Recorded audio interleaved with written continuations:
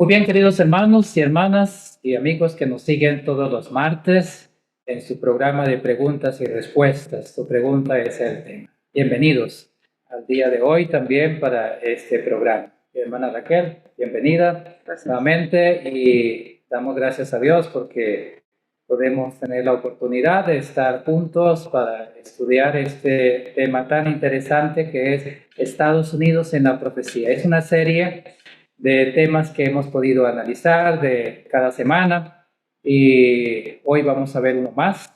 Vamos a pedir la bendición de Dios en una oración inicialmente. Acompáñanos, por favor.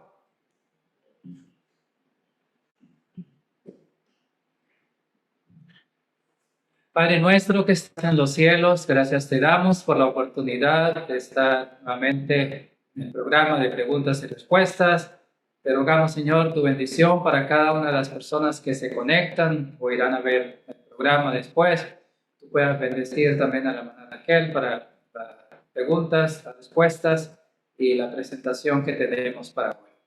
Pedimos, Señor, que tú puedas bendecir tu iglesia y danos, Señor, sabiduría para entender estos temas tan importantes en relación a los acontecimientos finales también, en el cual se van a repetir muchos asuntos que han pasado en la historia. Te rogamos que tú nos des tu bendición, tu Santo Espíritu en nuestros corazones, y que podamos ser guiados por tu Santo Espíritu para que tu gracia pueda dirigir nuestras mentes, nuestros corazones, y así de esa manera podamos entender también lo que tú quieres enseñarnos.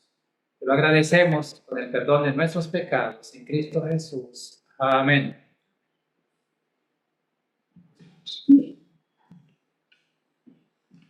Muy bien, queridos hermanos, es un gusto poderles saludar nuevamente y que estén con nosotros en el programa de preguntas y respuestas. Hemos estado analizando, como ya les he dicho, una serie acerca de este tema, acerca de Estados Unidos en la profecía. Y la pregunta es, ¿por qué lo estamos estudiando? Porque no es solamente historia, es también profético. Muchos asuntos que nosotros conocemos acerca de la historia, de lo que sucedió en este país de Estados Unidos y cómo la iglesia del Señor se ha mantenido también a través de las dificultades que han habido.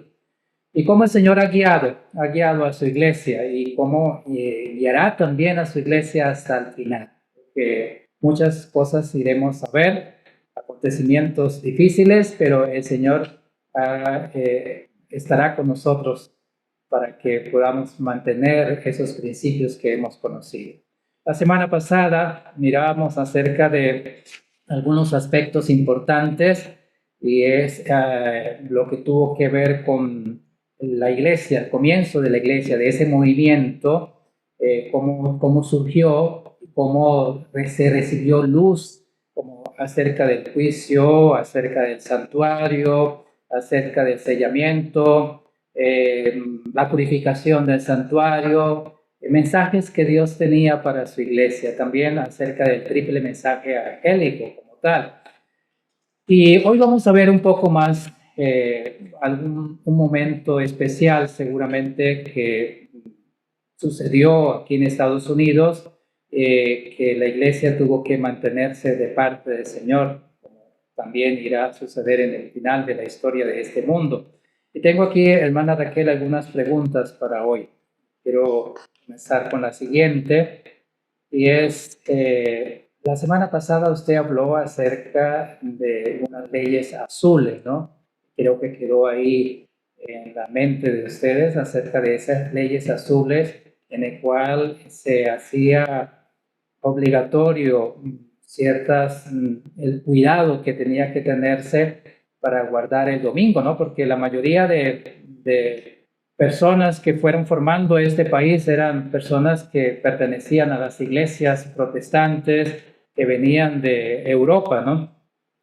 Pero luego surgieron otros asuntos y la pregunta es, ¿qué denominación apelaron a ser objetores de conciencia y por qué ante las dificultades que, aunque había una enmienda a libertad religiosa como tal, pero ahora, ¿qué sucedió después? Bien, estamos en el periodo previo y durante la Guerra Civil de Estados Unidos. Es decir, es un periodo de tiempo que ya empieza a dilucidarse en 1860, aunque ya se da la apertura de la guerra directamente en 1961, hasta el 63, pero se extiende hasta el 64 prácticamente.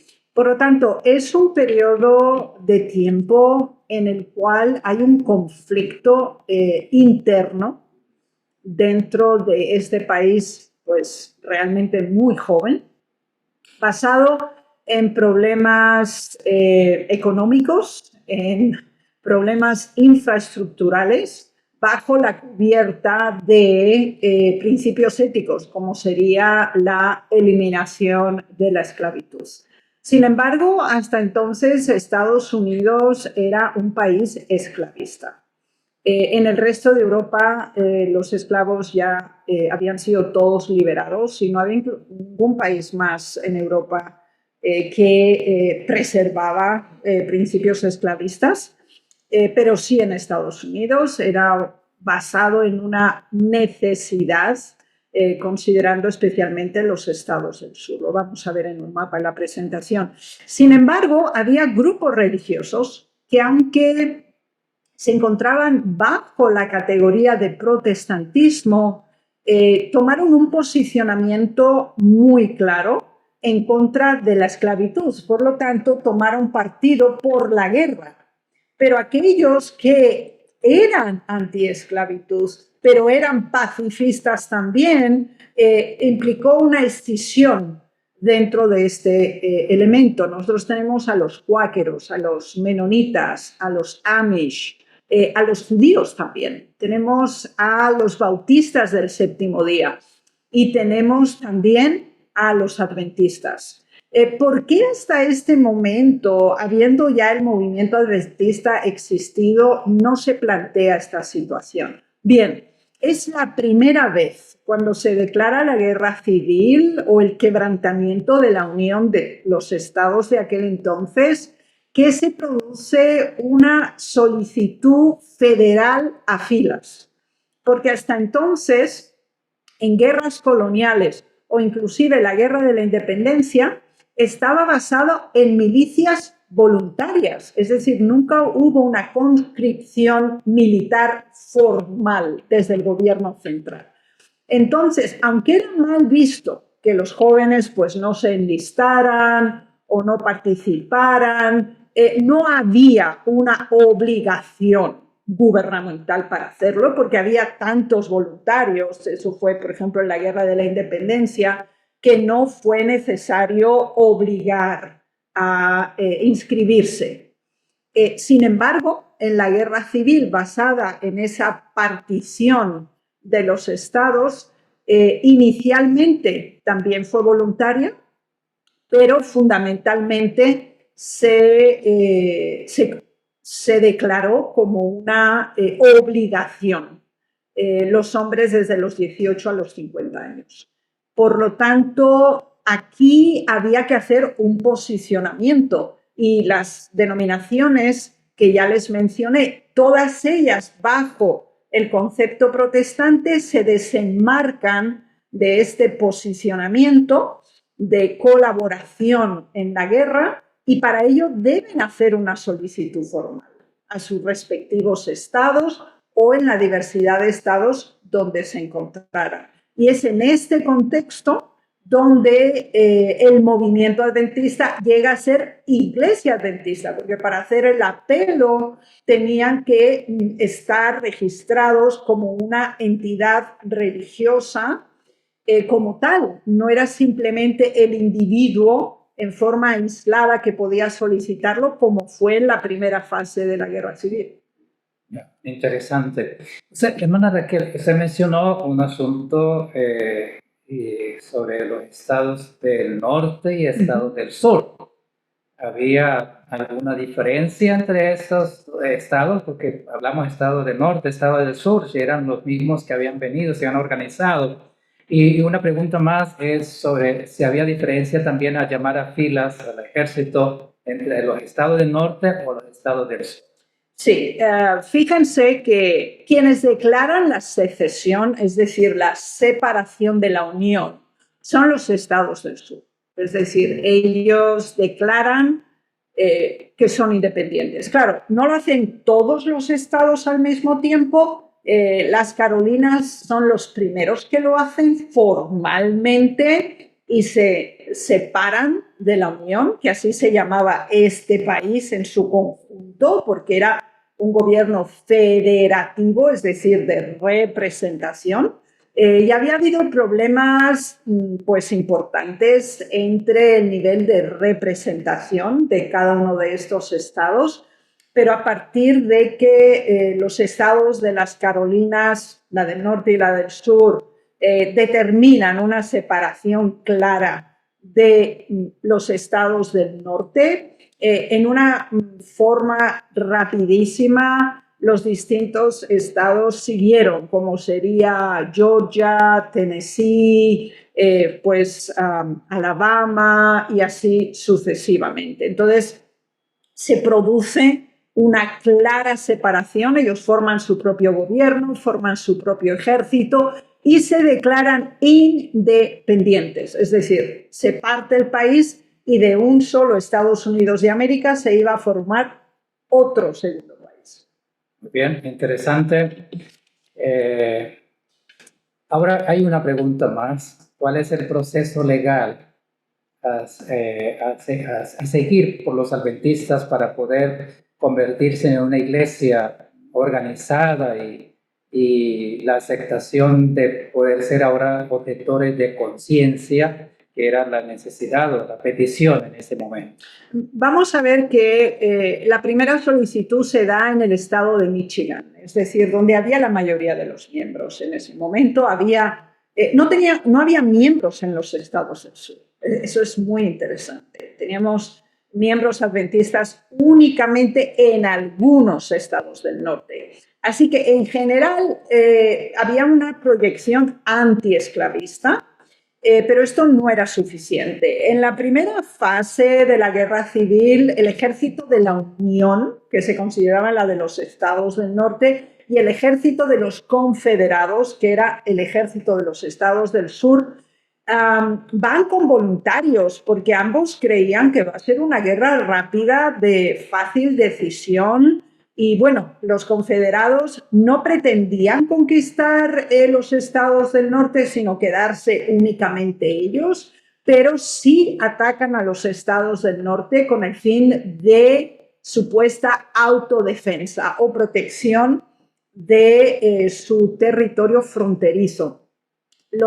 El ejército de la Unión de los estados del norte pretende, por la fuerza, obligar a ser reinstituidos los estados del sur. Ellos no aceptan la secesión, ellos no aceptan la separación y por lo tanto las motivaciones son diversas. Es decir, los del estado del sur, ellos quieren quedarse como están, y los de estado del norte, pues que se queden como ellos quieran estar. Los de estados del norte quieren quedarse como ellos están, pero no permitir que los estados del sur se separen. Por lo tanto, el proceso de legitimación en el movimiento adventista está relacionado con que debe estar registrada como iglesia.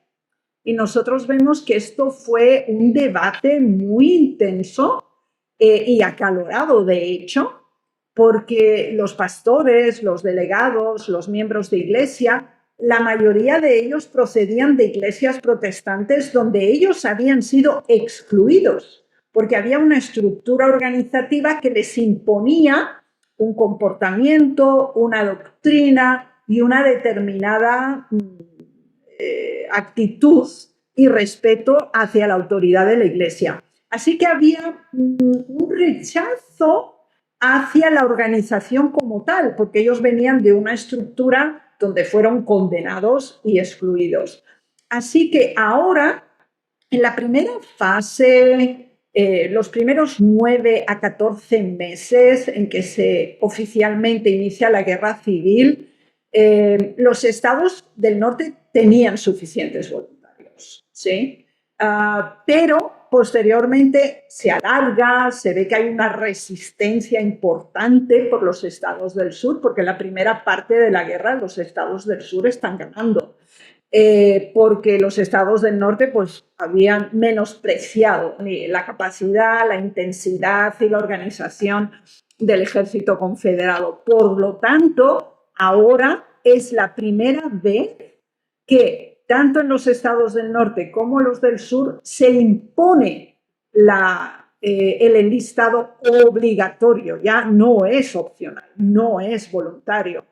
Y entonces ya no era el individuo que podía ir por sí mismo a decir, mire, pues mis principios religiosos o éticos o humanitarios no me permiten, tenía que formar parte de una denominación o de un grupo de sociedad o de club, pero que estuviera organizado. Esto llevó al movimiento adventista finalmente a comprender que era una necesidad. Así que es muy interesante que la identidad adventista como cuerpo jurídico y legalmente registrado está directamente relacionado con el principio de objeción de conciencia, porque ellos lo vinculan, es decir, ellos justifican por qué están solicitando ser una organización religiosa aceptada y legitimada, precisamente porque apelan al mismo tiempo, y lo veremos en los documentos, a la objeción de conciencia estricta. Bien, muchas gracias, hermana Raquel, por la explicación al respecto de esto y como usted ya lo mencionó también y seguramente lo vamos a ver ahora acerca de otras denominaciones que ya también organizadas presentaron el mismo principio, ¿no? O sea, no es el movimiento adventista o la iglesia adventista como tal ya organizada, sino que hubo otros que también tenían esa misma forma de pensar, de ser objetores de conciencia ante la guerra civil que se estaba presentando y que ahora deberían de tomar las armas para defender. Muy bien, vamos a mirar, se habló de unos documentos que sería interesante verlo y también el mapa para diferenciar los estados del sur y los estados del norte como tal. Entonces vamos a dar el tiempo para que podamos ver esta presentación. Con la ayuda de Dios así lo haremos. Quiero que tengan en cuenta que este es un periodo muy conflictivo, muy denso en información, así que lo que estamos haciendo es realmente muy breve y muy sucinto. Bien, ustedes pueden observar en el mapa diversos colores. Recuerden que nosotros al principio de esta serie les presentamos las 13 colonias, que era apenas una franja a lo largo del Océano Atlántico. Ahora ustedes ven diferentes colores. Bien, ven primero el color azul más intenso. Esos eran estados libres de la Unión. ¿Qué significaba esto? Estos eran países, hay estados que pertenecían al país de Estados Unidos, pero que no aceptaban la esclavitud. Es decir, podían venir de otros estados con sus esclavos, pero ellos no practicaban la esclavitud como tal. Bien. Después ustedes ven el color azul celeste, mucho más claro, que eran estados de la Unión que permitían la esclavitud, aun cuando se dio la guerra civil. Entonces, ¿qué pasa? Nosotros tenemos estados del norte, y fíjense que son los estados del norte, pero que tienen son fronterizos con los estados del sur. Y ellos son esclavistas. Y el gobierno de la Unión acepta que ellos sean esclavistas. ¿Bien? Y después tenemos otra tercera categoría, y son este color gris intenso. Y estos son estados esclavistas completamente.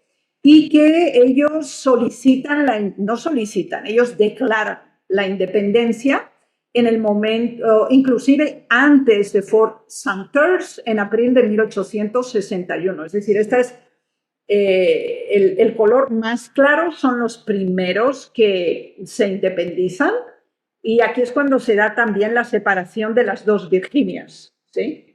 Después tenemos el más oscuro, que consiste únicamente entre los que se separan antes o después de Fort Sumter, y entonces vemos que prácticamente toda el área gris, sea la clara o la oscura, conformaron los estados del sur. ¿Sí? Ellos los estados confederados de Estados Unidos y el ejército confederado. Y todos los azules eran de la Unión, era el ejército de la Unión.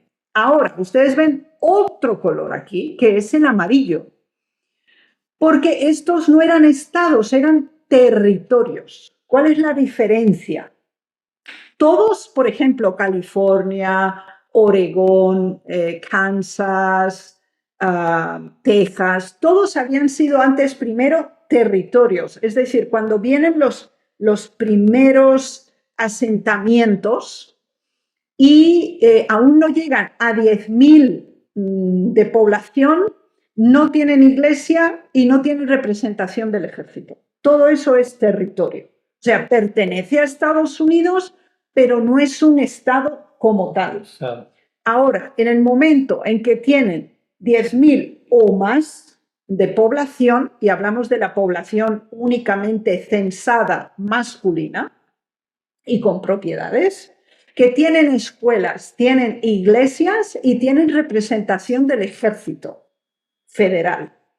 En ese momento ellos tenían que solicitar al gobierno central en Washington ser Estado.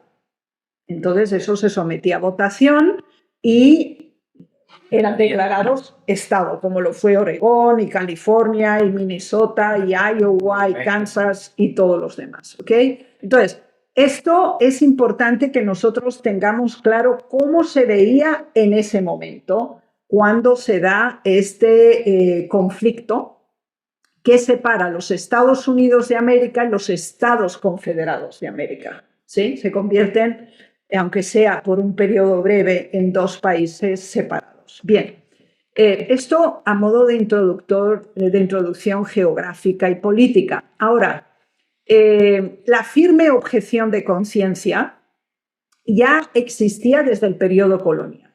Es decir, aquí les quiero presentar el contraste para que veamos cuáles fueron los elementos diferenciales y cuáles fueron los constantes.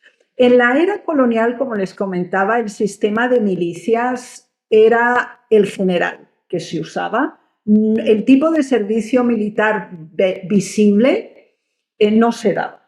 Es decir, no había un sistema genérico como tal. Sin embargo, sí había objetores de conciencia.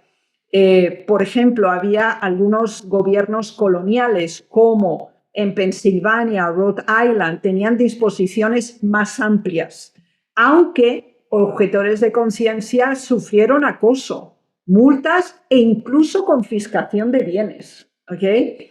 Entonces, había iglesias históricas que eran pacifistas, como los Hermanos, los Menonitas y la Sociedad de Amigos. Ahora, cuando viene la época de la independencia, o como aquí le llaman la Revolución Americana, los estados, con un gran número de objetores de conciencia, tenían algunas disposiciones que colocaron para lidiar con los no colaboradores en conflictos armados.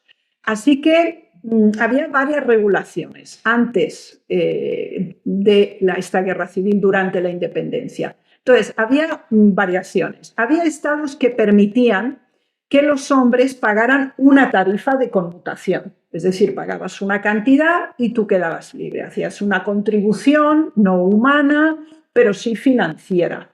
O contratar a un sustituto. Y esto tenía mucho éxito, lo de contratar a un sustituto, porque Personas pobres que no tenían tierra les decían, mira, dame la mitad de tu terreno y yo voy a la guerra.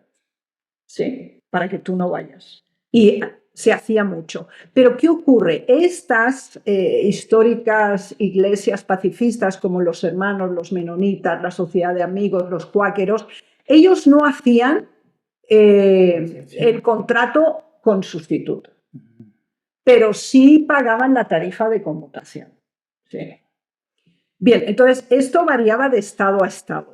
Pero, como les decía, ni durante la época colonial ni durante la Guerra de la Independencia hubo un proyecto de ley nacional o una política nacional para los objetores de conciencia. Siempre estaba a nivel estatal. Por eso, de estado a estado había una variación.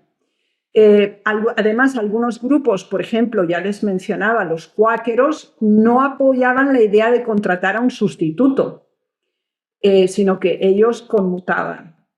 Pero recibieron un trato bastante duro y, de hecho, había un acoso social por considerarse que no eran patriotas, que no ayudaban a la sociedad, que no se preocupaban del bien común, y sí había una presión.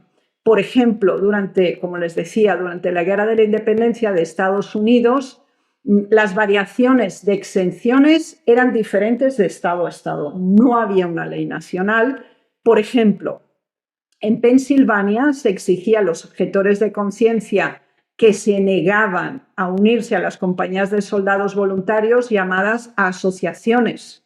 Es decir, tenían que formar un grupo de los que no querían ir y tenían que decir por qué razones.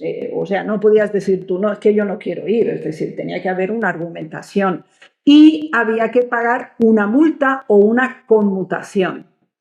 Pero en algunos estados requerían que, a pesar de todo, estuvieran presentes en las instrucciones militares. O sea, eso varía. Por ejemplo, los cuáqueros rechazaron este impuesto adicional o estar en la instrucción militar, ambas cosas. Y a ellos les confiscaron sus propiedades a los cuáqueros en el estado de Pensilvania, por ejemplo, ¿sí? Ahora, esta era la situación. Como vemos, no había globalización, no había una ley federal, sino que cada estado lidiaba por sí mismo. Ahora, hay un cambio importante del periodo colonial al de la independencia y ahora la guerra civil.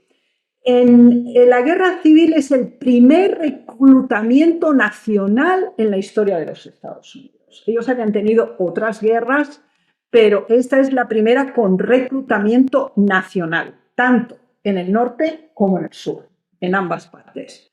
Y entonces sí utilizaron el servicio obligatorio para reforzar sus ejércitos y ganar la guerra. Bien, el servicio militar obligatorio llegó primero en los estados de la Confederación, en los estados del sur. Ellos fueron los primeros que lo implementaron. ¿Y cómo lo hicieron? Bueno, en los estados del sur decidieron que podían contratar a un sustituto, esa fue la primera fase, esa era una opción, pero no había una tarifa de conmutación, o sea, no tenían que pagar nada al gobierno, sino que se arreglaban con el que quería ser sustituto, eso lo dejaban a nivel personal. Bien, en la primera fase de la guerra civil, porque veremos que eso va cambiando conforme la guerra se extiende y conforme se dificulta el conflicto. En los estados del norte había la opción del sustituto, pero se daba una segunda opción. Es decir, los que no quieren contratar un sustituto, por ejemplo, como los cuáqueros o los menonitas, entonces les decían se podía pagar una tarifa de conmutación. La tarifa de conmutación en el sur no existía. Las dos opciones se dieron solo en el norte, en la primera fase de la guerra civil. Y ahora, indistintamente de los sustitutos o de las tarifas de conmutación, ambos gobiernos implementaron también exenciones a los objetores de conciencia. Y ahora vamos a ver en qué consistían, ¿sí? Vamos a verlo paralelamente conforme va avanzando la guerra entre el norte y el sur. Entonces, en el norte, aunque la objeción de conciencia no formaba parte inicial del proyecto de ley, las personas seguimos con el punto sustituto o $300. Ahora se da una cifra, porque después variaba de estado a estado la cifra, pero ahora el gobierno nacional pone una cifra y son $300, que equivale para el valor del año 2017 en 4.674.34. Poco también. No, era muy significativa la cantidad. O sea, una persona común no podía acceder a esto. Exacto. Ahora, entonces se da otro cambio. El 4 de julio de 1864 vemos que hay como 3 fases en la guerra civil. La primera, que es voluntaria. La segunda, con cierta regulación y limitaciones o sustituto o pago. Y después tenemos, a partir de julio de 1864, hay una enmienda que requería que se finalizara el pago de conmutación. No más pago de conmutación. Esto era en el norte. Ahora vamos al sur, porque recordemos que son 2 ejércitos y 2 países diferentes. Entonces, en el sur, los objetores de conciencia en su primera fase tenían pocas opciones, ya lo dijimos, era originalmente solo el sustituto y nada más. Bien, o les decían, váyanse al norte. Si ustedes no quieren defender al sur, váyanse al norte. Entonces, hay una migración de hombres del sur que o se esconden en las montañas o se niegan a usar armas y antes de ser encarcelados, aunque algunos son encarcelados, huyen a los estados del norte y los estados del norte los aceptan. Ahora tenemos esta tercera fase también en el sur, que entre fines de 1862 y 1864 se tiene que hacer un pago de conmutación, que no son 300 como en el norte, sino que son 500 en el sur. Uno se pregunta, ¿por qué esta variación? Porque la población blanca en los estados del sur era menor, casi de 1 a 3 en relación con los estados del norte. Entonces, que claro, ellos tenían un problema de soldados, porque claro, ellos no consideraban que la población negra esclava podía ir a la guerra, porque iba a ir en contra de ellos, obviamente. Entonces, aquí estamos hablando de una inferioridad. Exigían más. Exacto, entonces no pagar los 300, sino que tenía que pagar los 500, que serían aproximadamente $7.790. O sea, era importante. Y entonces, con esta manera, este fondo iba al Tesoro Público y entonces quedaban exentos. Pero, como les digo, no había adventistas en el estado del sur en este momento, pero sí había menonitas y sí había cuáqueros. Y la mayoría de ellos se transfirieron a los estados del norte, ¿sí? Bien, vamos a ver cómo era la situación en este momento. Entonces, al comienzo de la guerra civil, Estados Unidos era una nación de personas religiosas. En el censo de Estados Unidos en 1860, previo a la guerra civil, se registraban 28 denominaciones protestantes diferentes. Estamos hablando de iglesias registradas legalmente. Había una pequeña pero próspera comunidad judía y un número cada vez mayor de católicos romanos. En conjunto, estas instituciones incluían 19 millones de estadounidenses. Esa era la población total, digamos 20 millones en el año 1860. ¿Sí? Ahora, ¿cómo estaban distribuidos? Por denominación, porque había 28 diferentes. Entonces, la mayoría de los fieles pertenecían a toda la serie de variaciones metodistas, que eran el 32% de la población era metodista. Después veremos que hay un cambio, ¿sí? El 19% de la población era bautista, el 10% era presbiteriana, mientras que el 14% se afiliaba a congregaciones congregacionalistas, episcopales, cristianas y luteranas, y era un 7% católicos romanos. O sea, era una minoría importante. Y el resto de los fieles asistía a subgrupos, fueran las sinagogas judías o congregaciones unitarias o reuniones universalistas, etc. ¿Sí? Entonces, ese era el marco general. Entre los dos, porque aún no había la separación por la guerra civil, así que era el total, era mayoría metodista. Después venimos que después de la guerra civil la mayoría llega a ser bautista y los metodistas se separan.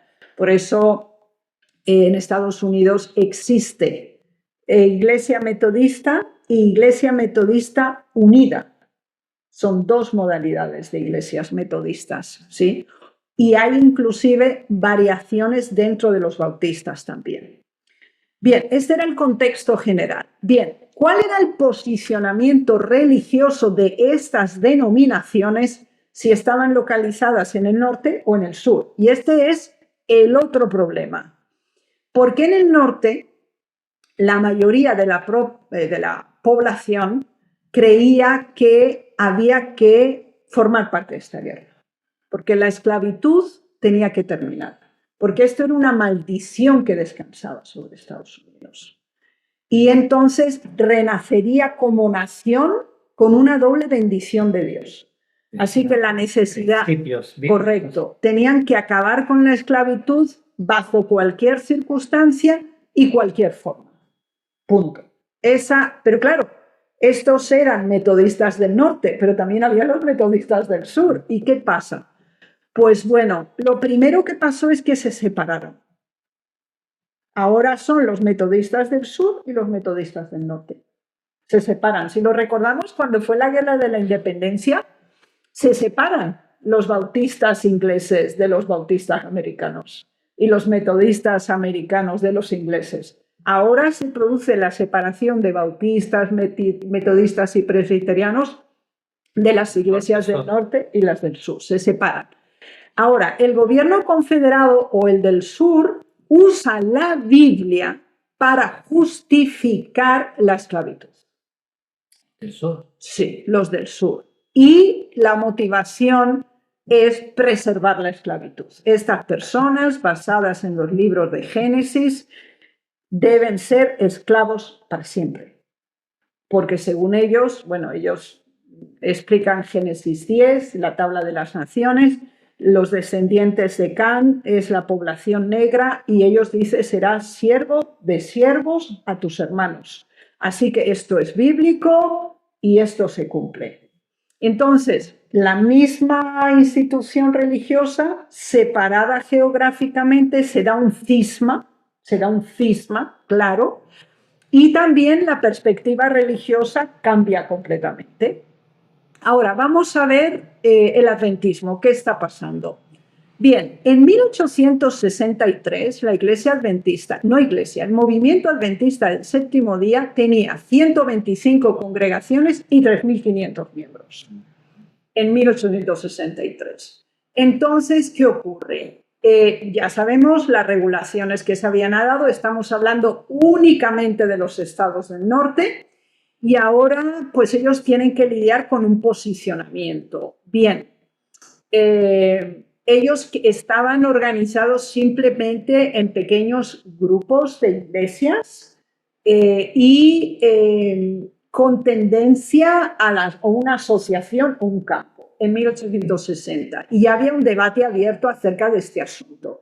Pero cuando en 1863 la conmutación es cuestionada, entonces ahora están obligados a tomar un posicionamiento público y legal. Entonces deciden el tema de la organización y deciden tomar la posición de no combatientes oficialmente. Entonces el movimiento adventista se declara pacifista, con un rechazo abierto a cualquier servicio militar. Y fíjense que esto es importante. No como sanitarios, no como colaboradores sociales, absolutamente nada que ver que esté conectado con el conflicto bélico bajo ninguna circunstancia. Entonces, hasta el 3 de marzo de 1863 se pagaban los $300 por cada joven para la conmutación. Y si ustedes leen desde 1860 hasta el 64, Review and Herald, van a ver cómo se dan los anuncios de que no hay fondos, que se den donaciones porque hay tantos jóvenes que aún tienen que pagar la conmutación. Entonces, era una recogida de fondos. Ahora, el 24 de febrero de 1864 se hace una extensión a la conmutación, porque los adventistas nunca aceptaron usar un sustituto. Entonces, recuerden que ellos solo adoptan la connotación, que es el pago al fondo del gobierno. Bien, pero el 24 de febrero, para que los estados del norte no violen el tema de la objeción de conciencia, ellos dicen, vale, vamos a hacer lo siguiente, vamos a ofrecer servicio alternativo. No van a ir a filas, pero pueden, uno, trabajar en los hospitales militares o pueden atender los campos de refugiados de los esclavos que huían del sur al norte en ese momento. Entonces se formaron centros para los libertos, que se llamaban. Entonces había tres opciones. Pagan los 300, están en los campos de refugiados de los libertos, de los ex-esclavos en el norte, o sirven en hospitales militares. Otra vez, ellos deciden qué van a elegir de las tres opciones. Ellos continúan con los $300. O sea, no quieren servir como sanitarios ni en servicio social. Absolutamente nada que ver con la guerra. Y esto es, hermanos, yo les pido que se fijen, porque aunque no vamos a elaborar esto, es muy importante entender cómo se va dando este proceso. Ahora hay una crisis. El 4 de julio de 1864 hay un proyecto de ley en el gobierno federal que quieren retirar la conmutación de los $300 y que o vas al frente o trabajas en los hospitales o con los libertos y quieren eliminar lo de los 300. Esto fue un momento de inflexión para el movimiento adventista y para todo movimiento pacifista. Y es justamente ahora, el 4 de julio de 1864, que se hace una declaración de principios al gobernador de Michigan. Es justo en este contexto. Voy a tomar solo una parte, obviamente. Dice, pero al no haber tenido una larga existencia como pueblo distinto, está hablando de la organización, y dado que la organización se ha perfeccionado recientemente, en el 63, nuestras opiniones aún no son ampliamente conocidas. El cambio en la ley exige que adoptemos una postura más pública al respecto, porque claro, antes pagaban los 300 y ya está, pero como hay ese cambio de ley. Por esta razón, presentamos a su excelencia, y ese era el gobernador de Michigan, la opinión de los adventistas del séptimo día como grupo respecto a portar armas, confiando en que no dudará en respaldar nuestra afirmación de que como pueblo nos amparamos en la intención de la reciente decisión del Congreso respecto a quienes se oponen por conciencia a portar armas y tienen derecho a los beneficios de las leyes. Y lo firman el Comité Ejecutivo de la Conferencia General del séptimo día. En Battle Creek, Michigan, el 2 de agosto de 1864. Y ahora veamos la respuesta. Entonces, el provost o el representante general del ejército en Michigan, el 1 de septiembre, les da una respuesta. Y dice, los miembros de denominaciones religiosas que hayan sido reclutados y que demuestren ante la Junta de Inscripción que se oponen por conciencia a portar armas y que tienen prohibido hacerlo por artículos de su fe y que su informe no se ajuste a su profesión, serán asignados a servicios en hospitales o al cuidado de libertos o estarán exentos mediante el pago de $300 a las personas que designe el secretario de guerra. Entonces, esta es la respuesta. Entonces, pero fíjense en las condiciones, porque ellos dicen, tiene que ser una denominación religiosa, punto 1. Tiene que ser, no que hoy lo han decidido, sino que tenía que haber una secuencia. Es decir, que ellos ya por tradición era que no eran combatientes y después que ellos hayan tenido un comportamiento consistente, ¿no? Que bueno, algunos fueron, otros no fueron, primeros dijeron que sí, no, tenía que ser constante. Entonces, ahora vuelven e insertan los $300, que los iban a eliminar, de hecho, ya lo habían eliminado. O la opción de cuidar a los libertos o servir en los hospitales militares. Y ahora veamos las declaraciones previas y durante por parte de la hermana White como profetisa adventista. Entonces, en Testimonios volumen 9, publicado en enero de 1863, declaró que los adventistas no podían participar en esta guerra porque se oponía a todos los principios de su fe. ¿Y por qué dice todos? Porque cuando leemos la declaración inicial, yo solo he tomado la sección referida a la guerra, ellos mencionan el sábado, ellos mencionan los 10 mandamientos, específicamente no matar, etc. Entonces, por eso aquí habla de una pluralidad de principios que está enmarcada. Cuando esta posición es adoptada, esto se aplicó a todos los miembros. Y de hecho tenemos las pruebas en las actas de que hubo miembros de Iglesia Adventista que fueron expulsados de la denominación, fueron excluidos por la participación en la guerra. ¿Okay? Entonces, esto no fue algo meramente formal ante el gobierno, sino que ellos lo implementaron en todo el sentido estricto del término. Y las sesiones de la Asociación General en 1865, justo después del fin de la guerra, en 1867 y en 1868, emitieron declaraciones iguales acerca de la participación en cualquier guerra, ya que contravenía el mandamiento que prohíbe matar y el mandato de Jesús de que sus seguidores amen a sus enemigos. Así que no fue simplemente una decisión basada en las circunstancias, porque ya terminada la guerra civil vuelven y lo reconfirman. Y en el 67 y en el 68 también. Así que esto era parte propia de la identidad de la Iglesia Adventista y está directamente relacionada con su existencia pública. Bien, muchas gracias, hermana Raquel, por esa amplia explicación acerca de esta parte de la historia como tal dentro de Estados Unidos.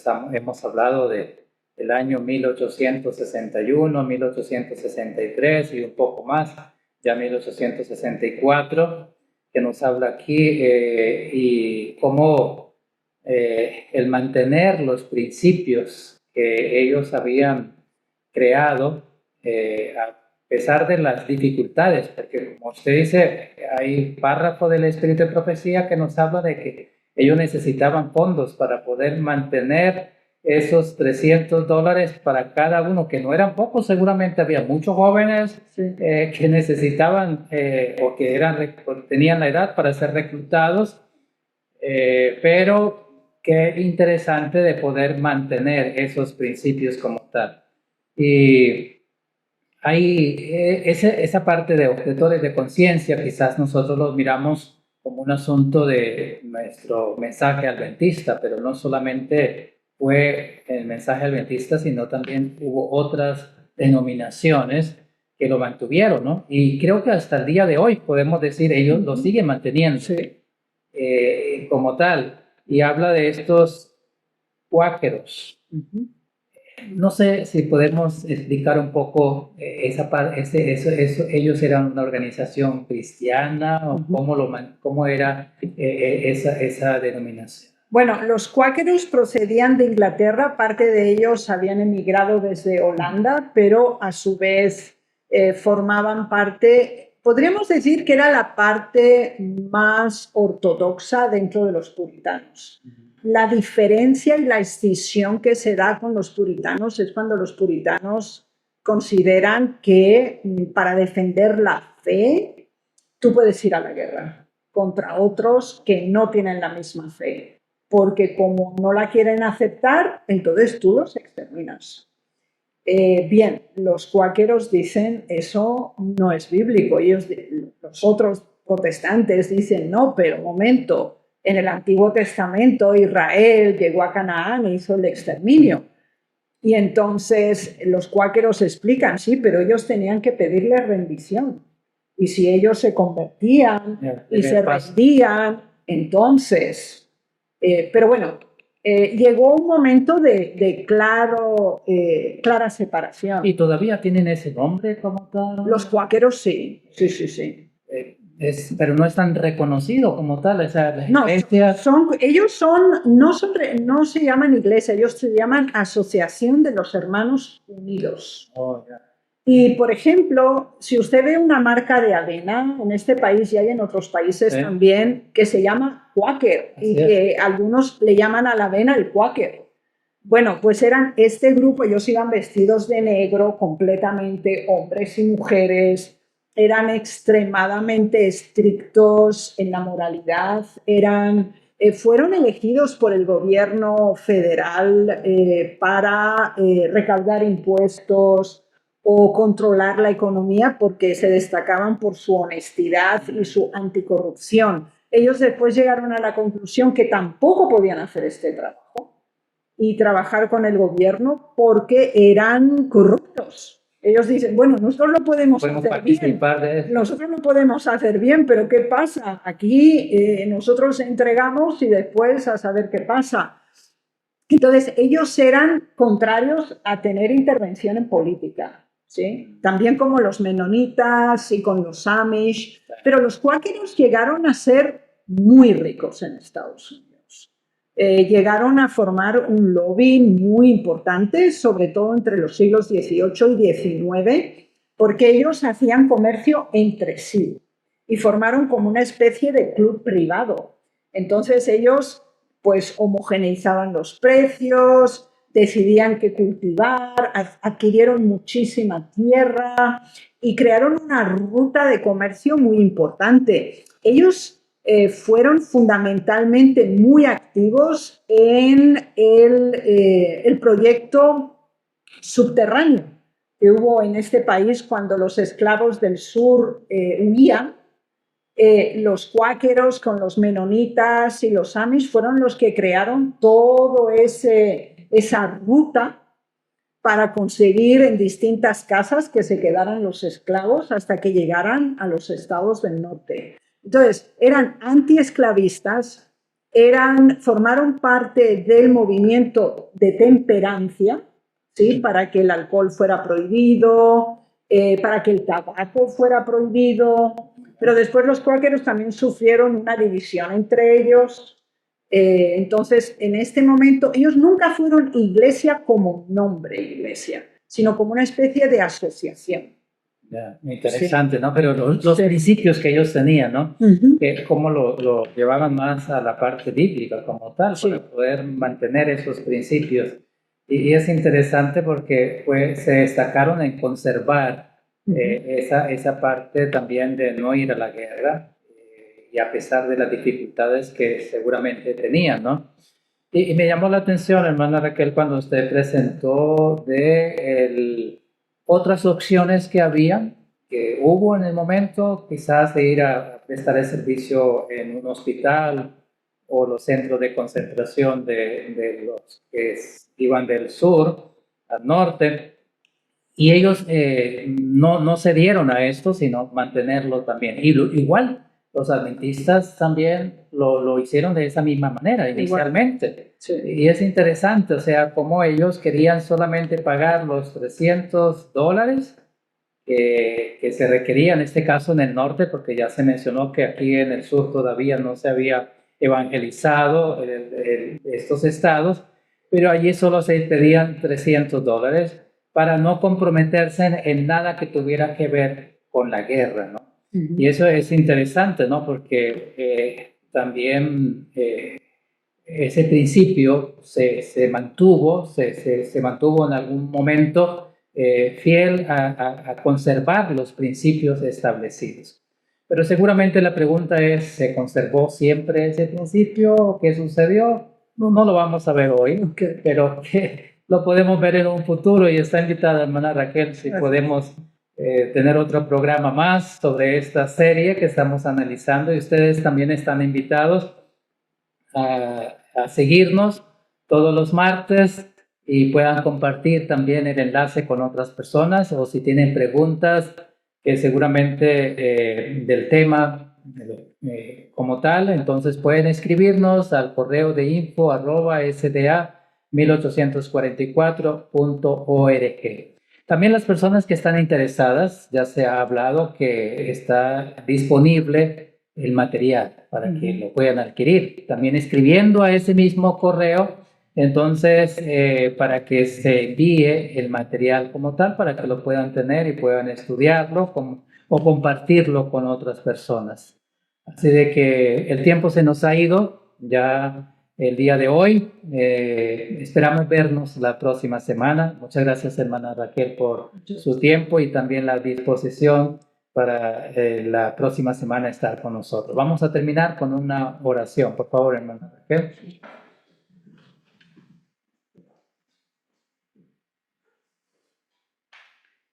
Padre nuestro, nos inclinamos ante ti con agradecimiento, porque comprendemos que los fieles han permanecido en la verdad a pesar de las dificultades y de los problemas.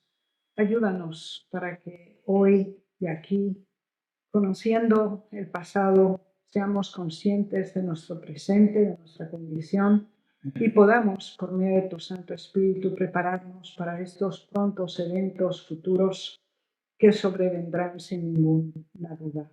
Ayúdanos, Señor, a recordar quiénes somos, los hitos de la verdad que son inamovibles, para que permanezcamos a pesar de las consecuencias.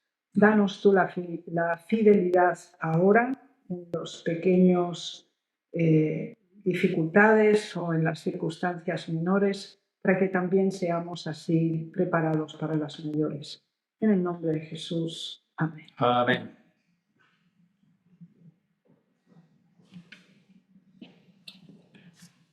Muy bien, muchas gracias por habernos acompañado en el día de hoy. Agradecemos también al Departamento de Multimedia por hacer posible poder estar transmitiendo este programa. Y queremos invitarles para la próxima semana. Esperamos verles también en el siguiente programa. Señor les bendiga.